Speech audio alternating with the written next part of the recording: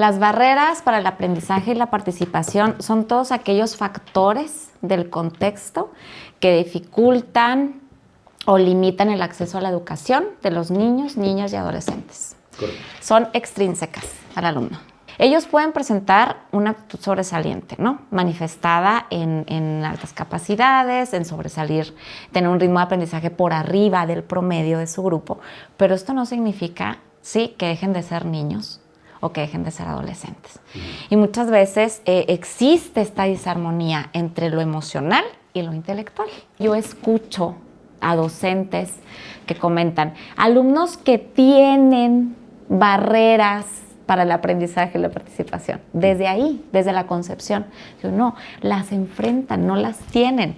Es como cuando existe un problema de conducta dentro del aula y el maestro empieza con el tema y lo empieza a desarrollar. Digo yo, si tú no tienes control de tu grupo, no tiene caso que empieces a dar el tema. ¿Sí? Nadie te está poniendo atención. La Mera Neta con Roberto Mantilla.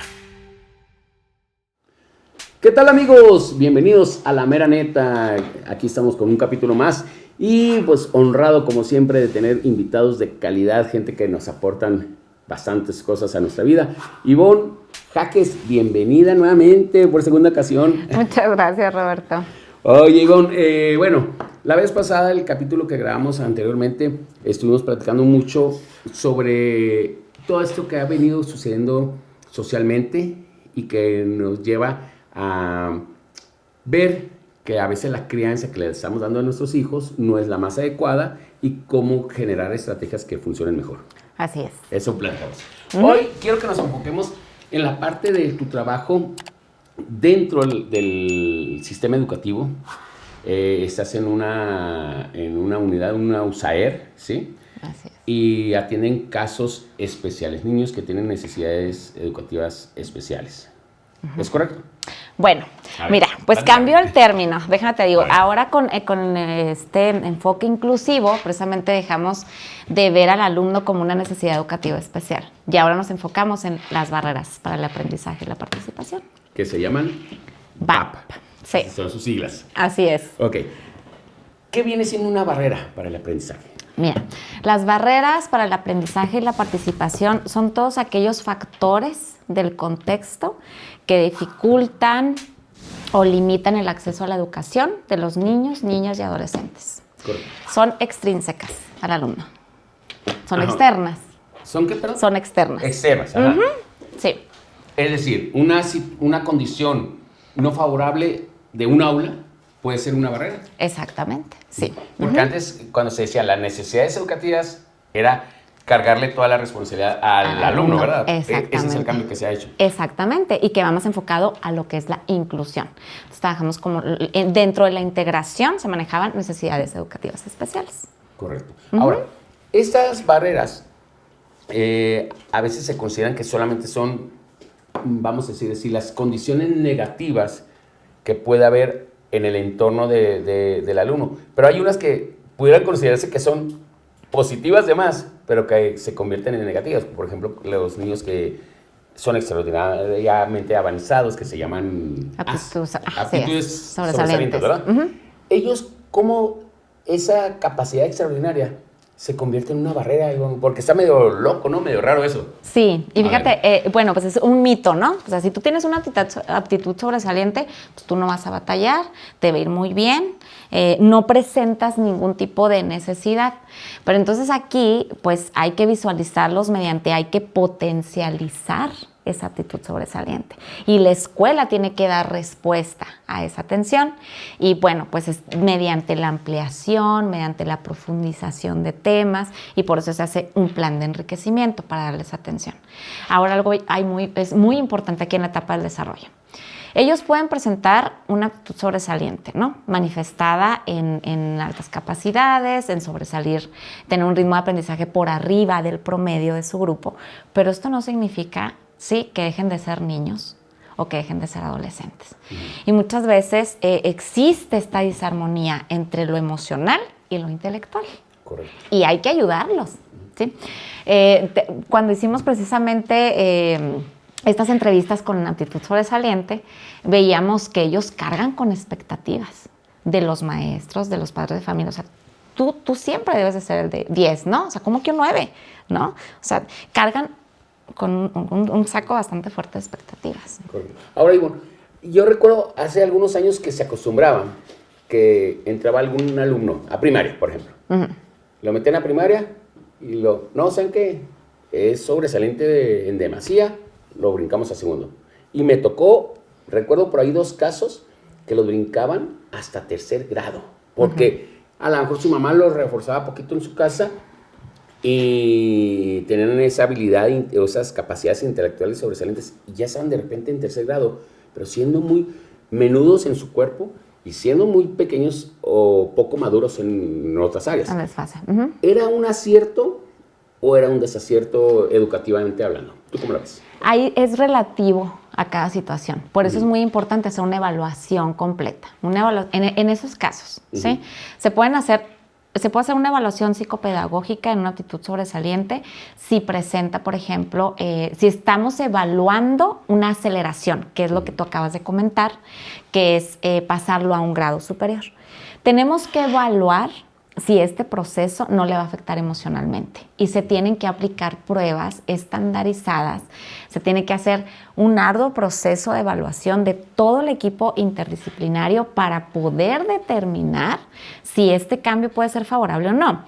Ahora hay que decir, bueno, a lo mejor es un alumno que mediante el programa de enriquecimiento, con esta ampliación o profundización, pues le vamos a dar respuesta, no es necesario la aceleración. Uh-huh. Sí, pero aquí lo importante es esto que tú mencionas, la evaluación. No es como que, bueno, yo considero que pudiera ser que le vaya mejor a un grado superior, entonces lo paso. Debe de haber toda una evaluación relativa al alumno para poder tomar esa decisión. Y luego también que el entorno social, vamos a llamar así, la comunidad escolar, tenga las capacidades de brindarle seguridad, es decir, que no porque vaya muy chiquito le vaya a pasar a ser el acosado, ¿no? El niño bulleado, sino que si no hay esas condiciones yo creo que también sería contraproducente, ¿no? Le afectaría mucho socialmente. Claro, tenemos que evaluar también, obviamente, todo el contexto, ¿verdad? Ok, entonces, y bueno, aquí hay algo muy importante que se puede leer en lo que estamos platicando. No es, y eso es con lo que me gustaría mucho seguir luchando, no es solamente lo académico lo que dicta la formación y el desarrollo de un alumno dentro de una escuela, o lo que debiera dictar. Debemos de enfocarnos y estar atento en la parte social, la parte emocional, la parte académica, sí, pero no nomás en uno de ellos, sino en conjunto. Así es. ¿Por qué falla eso? ¿Has detectado tú como especialista, psicóloga, que andas viendo a tus compañeros maestros y los andas analizando? Yo te voy a la escuela a la hora del receso y te huyo, de la verdad. No me voy a analizar nada, no te creas, es mentira. Sí, no. Que fíjate que ese es una muy buena espacio para poder observar a los alumnos. ¿Sí? Sí, la interacción social. Ese da uno cuenta de muchas situaciones. Pero no, bueno, tenemos que estar obviamente coordinados para que se pueda desarrollar todas estas habilidades emocionales. Como dices tú, es como cuando existe un problema de conducta dentro del aula y el maestro empieza con el tema y lo empieza a desarrollar. Le digo yo, si tú no tienes control de tu grupo, no tiene caso que empieces a dar el tema, ¿sí? Nadie te está poniendo atención. Nadie te está pelando. Ajá. Exactamente. Entonces, aquí el primer factor, lo que detectamos es control de grupo. ¿Qué está pasando? ¿Sí? Entonces, tenemos que identificar en ese momento también la metodología del maestro, qué es lo que está pasando al interior del grupo y centrarnos primero en la conducta para empezar a desarrollar el aprendizaje. Okay. Ahí, por ejemplo, la indisciplina, vamos a llamarla así, o la falta de atención, o falta de motivación o de interés del alumno, es una barrera del aprendizaje. ¿Se puede considerar así? Claro, nosotros podemos ser esa barrera, ¿sí? Por ejemplo, cuando damos alguna sugerencia en la metodología, muchos chicos que tienen un diagnóstico de TDA, por ejemplo, ¿sí? Que también se puede disparar en la conducta. Solamente con un ajuste metodológico, ¿sí? El alumno va a acceder. No necesitamos hacer un ajuste razonable como tal, ¿sí? Pero ahí el maestro tiene que implicarse a hacer ese ajuste a la metodología y de manera general, ¿verdad? O sea, aplicarla para todo el grupo. Así es. Ok. Todo sí. el cambio tendría que ser para todo el grupo para poder hacer que ese alumno o esos 2 alumnos en el grupo puedan acceder al conocimiento, a la atención que requieren. Así es. Ok. Ahora, ¿cómo qué tipo de estrategias o modificaciones, adecuaciones tendría que hacer un maestro? Hablando de ese caso en particular del déficit de atención e hiperactividad. Ok, mira, cuando existe un diagnóstico, lo primero, porque no necesariamente un chico con TDA significa que va a tener dificultades en su aprendizaje. Esto es bien importante aclararlo, ¿sí? Muchas veces es nada más, como te decía, el ajuste de metodología. ¿En qué se basa? Mantener contacto visual. Ellos requieren que se les repita la instrucción, algo muy básico, muy sencillo, como ¿qué es lo que yo te acabo de explicar? ¿Qué es lo que tienes que hacer? Corroborar si lo comprendió. Exactamente, y lo verbalice, porque en el momento en que él lo verbaliza, a él también ya le queda más claro qué tiene que hacer y no anda perdido y entonces ya empieza a acceder a las actividades.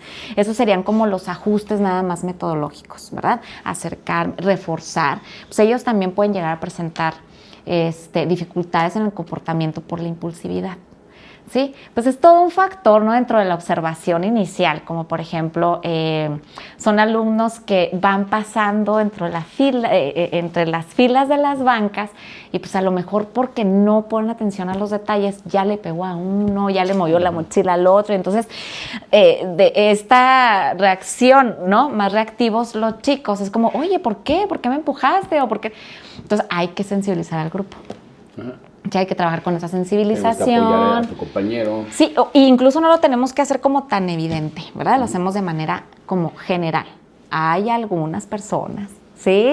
Que pudieran presentar, todos tenemos diferentes estilos de aprender, entonces lo vamos dirigiendo, ¿no? Para que sea como de manera general.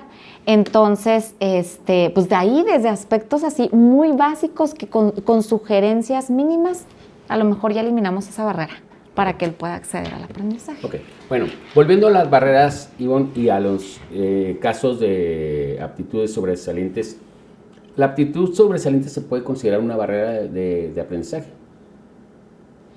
No, mira, porque las barreras para el aprendizaje, como te mencionaba ahorita, son externas, ¿sí? Son las que les va a poner el contexto a la persona para que no acceda al aprendizaje. La aptitud sobresaliente, la idea es potencializarla, ¿sí? ¿Qué es lo que generalmente hacemos cuando un alumno termina antes un trabajo? Pues se tiene que quedar ahí sin hacer nada, ¿no? O sea, se está desperdiciando su tiempo y su capacidad. Y su talento. Y muchas veces los usamos de monitores, que no es que esté mal, pero tampoco hay que usarlos siempre, ¿no? Bueno, no usarlos, sino poder asignarles esa tarea, no siempre. Así es, no siempre. Entonces, ahí es donde ese tiempo, ¿sí? En donde decimos, terminan antes sus tareas. Entonces, ellos pueden utilizar tiempo para empezar a potencializar su aptitud. Como maestro, podemos utilizar esta ampliación de los aprendizajes esperados. Yo ya tengo que tener un material preparado con él, ¿sí? A lo mejor, si yo le pongo 5 cuestionamientos de manera general al grupo, a él le voy a poner más. O le puedo poner con mayor dificultad las preguntas. O si está haciendo un proyecto de investigación, que ese tiempo lo use, ¿sí? Para irlo elaborando, ¿sí? No es, te digo, no es seguir potencializando esa aptitud. Sí, bueno, pero cuando te preguntaba esto me refería yo, las expectativas que tiene el entorno, ya sea los maestros o los papás, sobre este niño sobresaliente, no puede generar una barrera, por precisamente un nivel de exigencia que a veces se las damos de manera, vamos a decir así, involuntaria. Claro. Porque como sabemos que puede, decimos, es que yo sé que tú puedes, a lo mejor le generamos un nivel de estrés elevadísimo y que realmente no esté aprendiendo lo que pudiera aprender o lo que pudiera desarrollar, ¿no? Por eso te pregunto, no sé si eso pudiera canalizarse o considerarse como una barrera. Sí, puede ser desde el desconocimiento, ¿sí? Una barrera actitudinal, desde el conocimiento. Hay que orientar a los papás, ¿verdad? Para que muchas veces lo que pasa en este sentido es que los chicos empiezan a bajar de calificaciones, ¿sí? No necesariamente un chico con aptitud sobresaliente es de 10, ¿sí? Hay que checar las características. Y puede ser en un área solamente, ¿no? En un modelo, ¿cómo se puede decir? Un tipo de inteligencia que él domine, que sea más sobresaliente. ¿No? Así es, o un talento específico. Uh-huh. Entonces, aquí es bien importante ir detectando efectivamente qué es lo que pudiera estarle afectando al niño. Por ejemplo, decimos, de repente bajó mucho las calificaciones. Ellos mismos dicen, para no cargar con esta expectativa, mejor lo dejo. Mejor ya no participo, ¿sí? Mejor yo ya no sobresalgo, ¿sí? Y esto, obviamente, ahí es donde detectamos y empezamos a trabajar con la familia, empezamos a trabajar con el alumno para ver qué es lo que está pasando, ¿verdad? Porque fue el cambio tan significativo y sí puede ser derivado a esto que tú comentas, ¿verdad? Las expectativas de los demás, ya no las quiero cargar, entonces mejor renuncio. Ok, interesante. En el caso de las barreras, así como normalmente las consideramos o como se plantean ahora, es si la escuela y el colectivo, toda la gente que trabaja en la escuela, no hace un plan integral, pueden estar las barreras presentes y de diferentes formas, ¿no? O sea, es decir, si tú estás en un salón y yo estoy en otro salón y tus alumnos salen corriendo y generan distracción, eso puede ser una falta de respeto primero y luego segundo Sí. una barrera. Ajá. A esos niños que están en cierto momento a lo mejor atendiendo una instrucción, atendiendo una explicación. Pudiera considerarse eso. ¿Es correcto?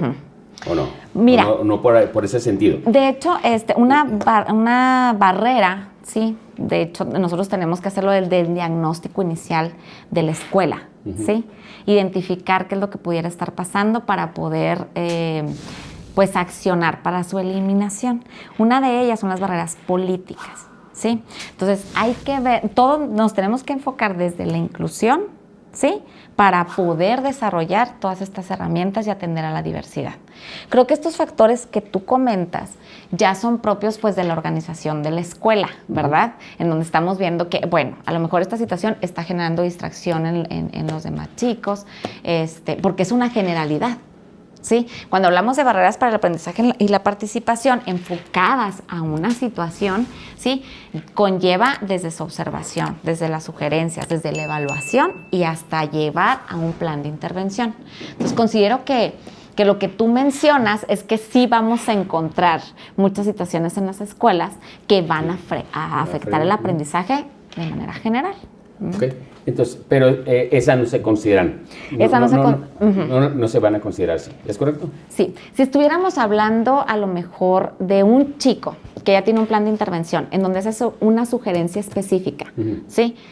Vamos a suponer un TEA, que ya sabemos que a lo mejor se va a alterar, ¿sí? Con demasiado ruido. Ajá. Y entonces nosotros no estamos cuidando a lo mejor estos ruidos externos, por lo que tú comentabas en este ejemplo, ¿no? De que pasan los niños a esa hora, etcétera. Ahí sí pudiéramos estar considerándola, ¿sí? Se sigue presentando esta barrera, porque en eso entonces a lo mejor el niño empieza a manifestar, ¿no? Esta ira porque es muy hipersensible, entonces no le estamos dando respuesta, ¿verdad? Para eliminar esa barrera para el aprendizaje. Ahora, ustedes como USAER, como equipo, están al pendiente de ver qué requerimientos tienen los alumnos que necesitan hacer ajustes, adecuaciones en el modelo y dinámica del centro escolar. Sí.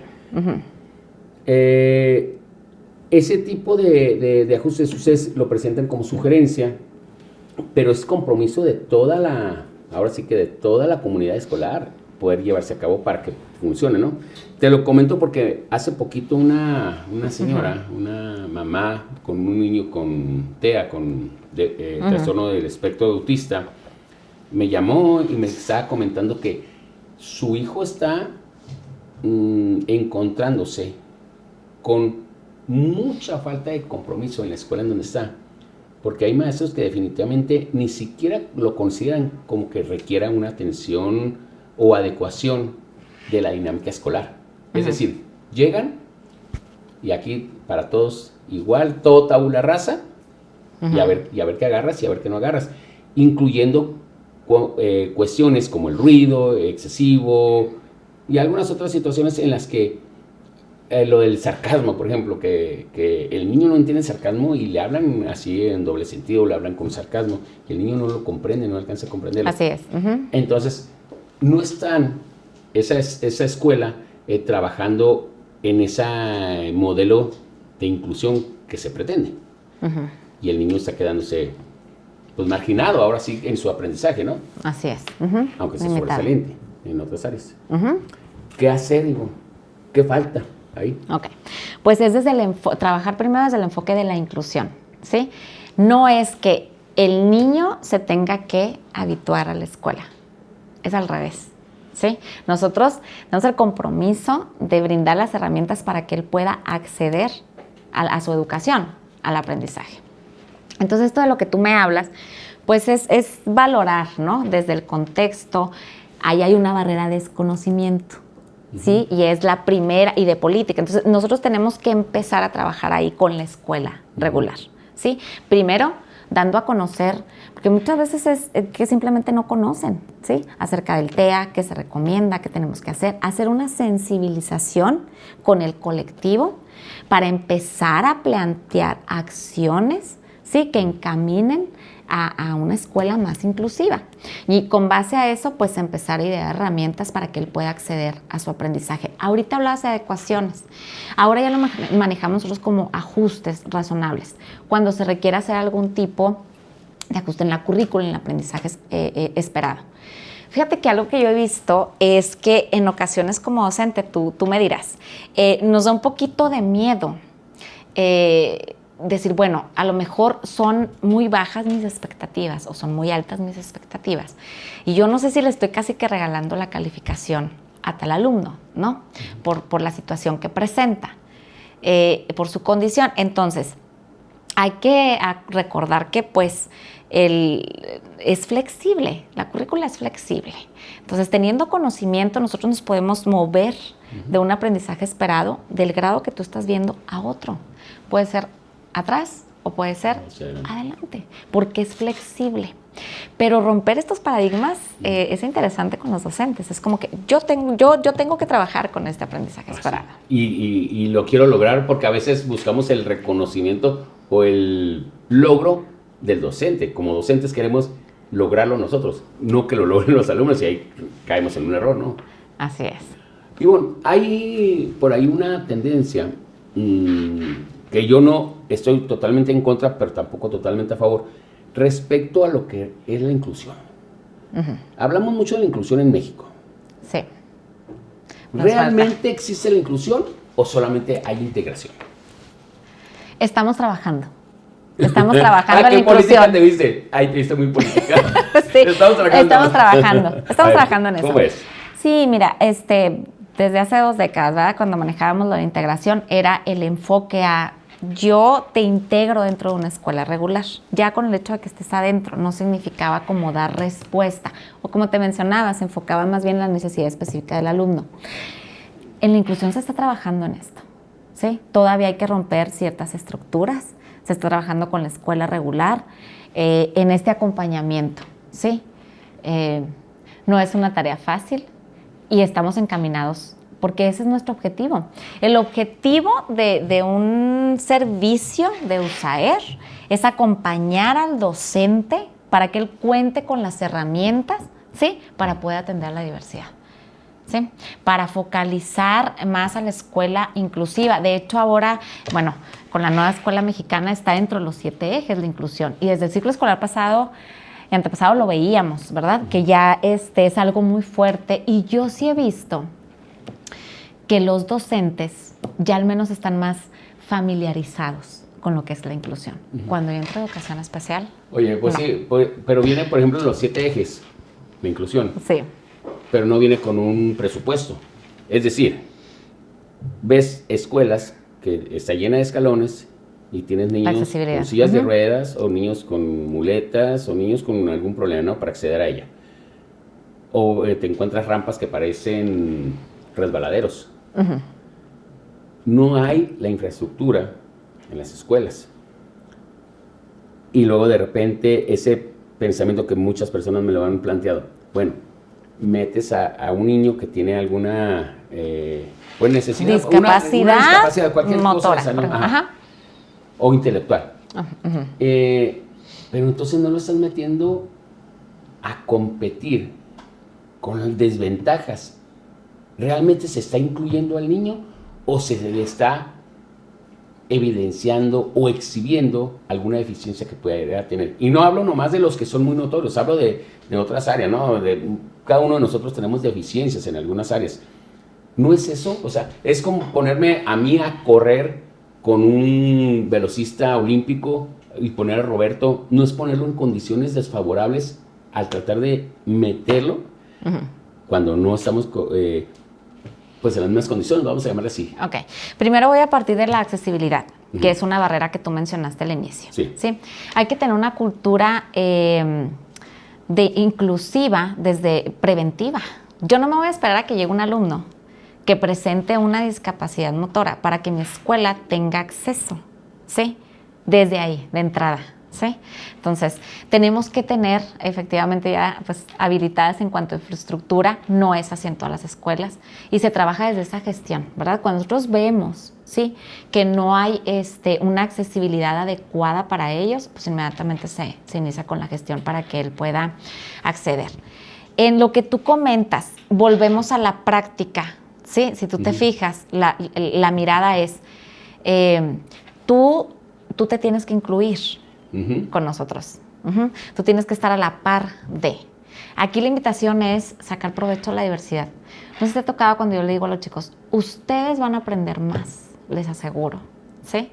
De tal chico, que lo que él de ustedes. Porque es una oportunidad. Es aprender de la diversidad. Y como maestros también, ¿sí? Aprendemos mucho de sus familias, de sus circunstancias, ¿verdad? De lo que van pasando.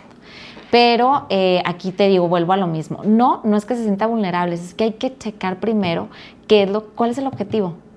¿Cuál es el objetivo por el cual ese niño está dentro de la escuela? ¿Sí? Y partiendo de ese objetivo, no significa que él se va a sentir como más vulnerable o que los demás compañeros lo vean. No, por eso tenemos que trabajar desde la sensibilización con el grupo, con los maestros. Y como dices tú ahorita, de las inteligencias múltiples, ¿no? Yo les pongo mucho el ejemplo a los alumnos. Digo yo, bueno, miren, a lo mejor yo los puedo ayudar en una exposición, en una investigación, pero no me pongan a jugar fútbol con ustedes porque vamos a perder. ¿Sí? Okay. Entonces, es reconocer, ¿sí? Ustedes pueden ser muy buenos para esto y él puede ser muy bueno para este otro aspecto, ¿sí?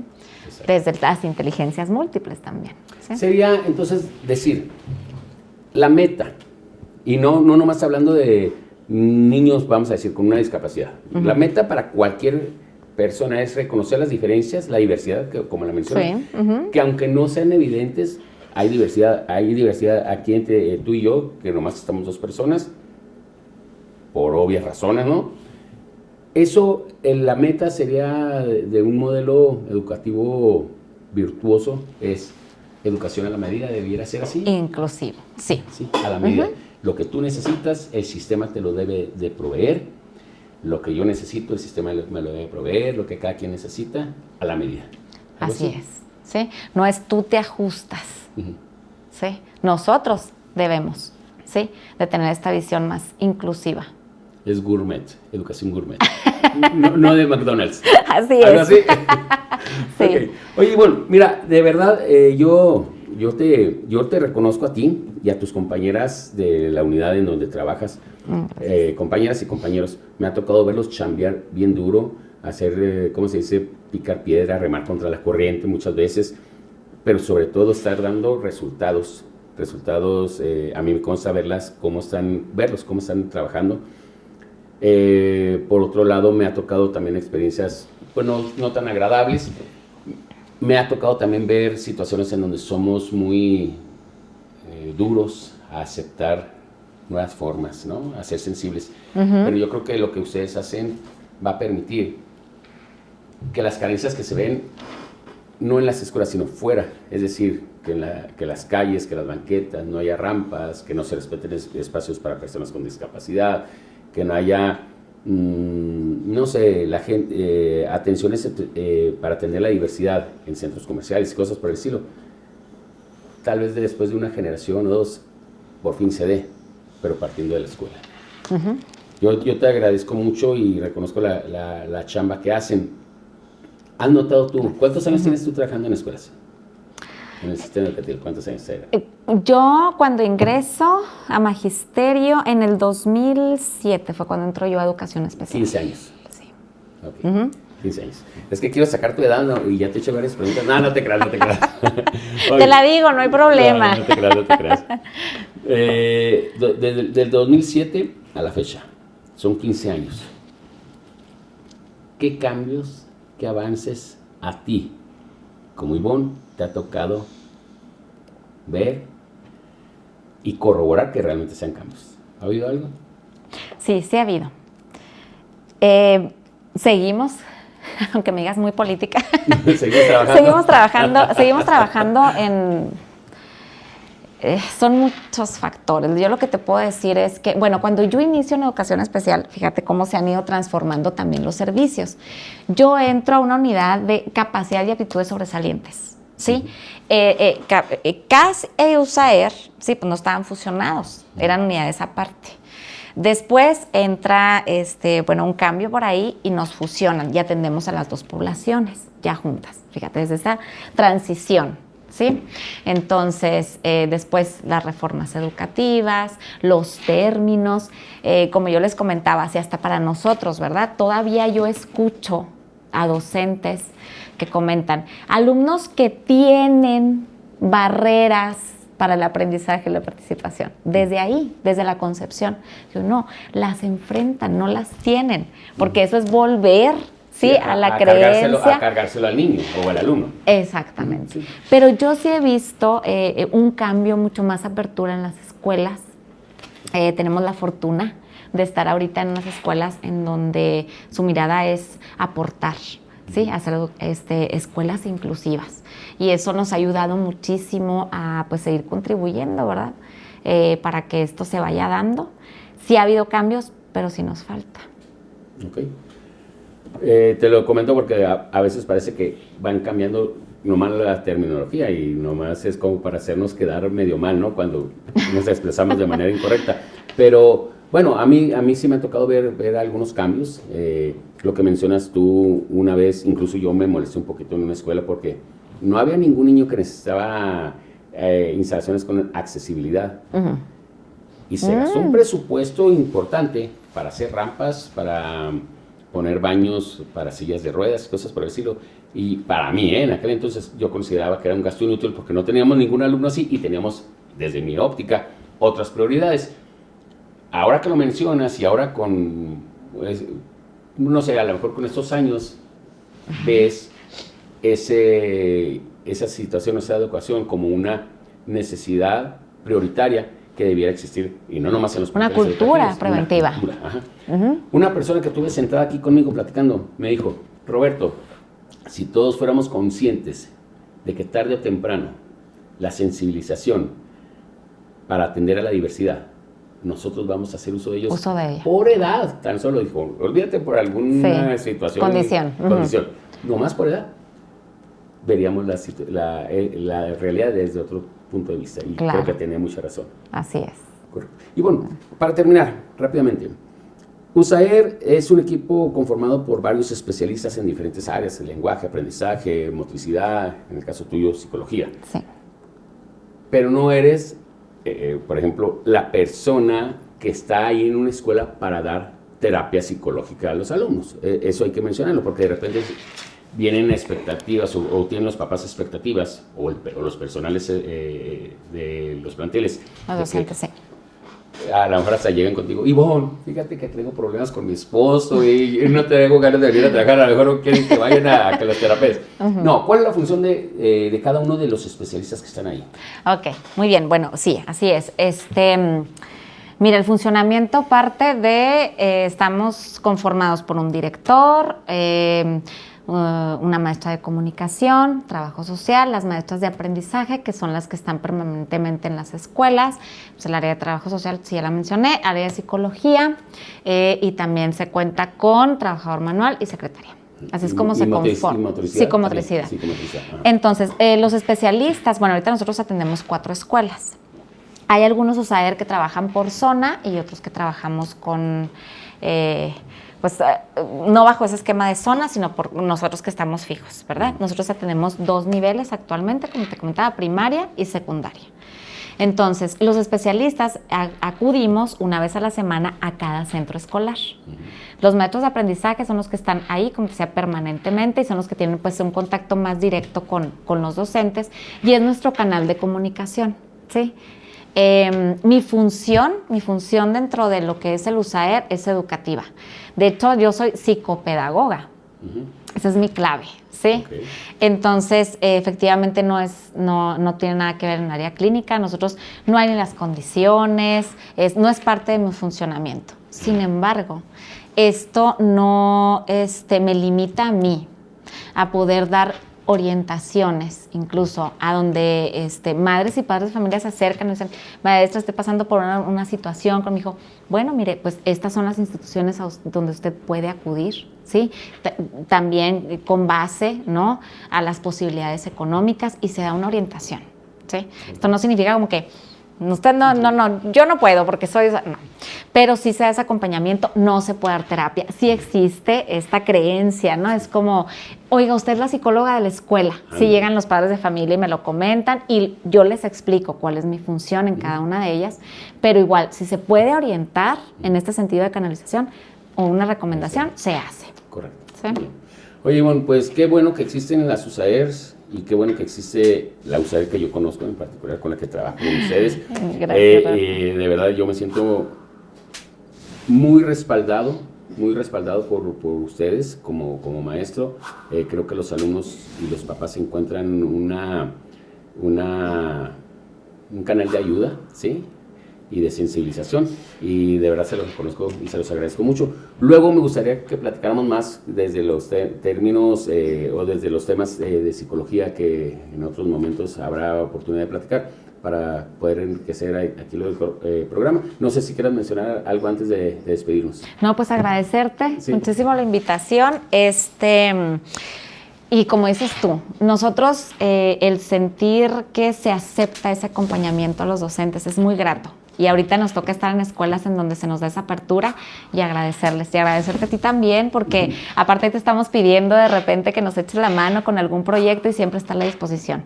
Entonces, eso, la apertura de un docente que tiene, no es, porque de pronto es como que maestra, vamos a trabajar en su planeación, es acompañamiento nada más, es sugerencia, es apoyo, es un apoyo para los docentes. No es fiscalización. Exactamente, sí, que nos vean, ¿no? La invitación es eso, ¿no?, que nos dejen acompañarnos en este transitar, y somos eso, somos un apoyo, ¿sí?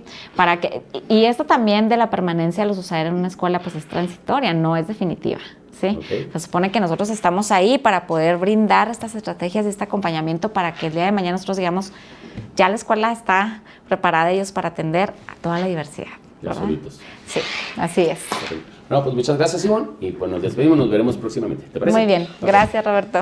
Muy bien, esto, amigos, fue La Mera Neta, nuevamente invitándoles a que nos ayuden a compartir ese tipo de contenidos para que le llegue y le sirva, aunque sea a una sola persona en este planeta llamado Tierra. Nos vemos en la siguiente, La Mera Neta. Adiós.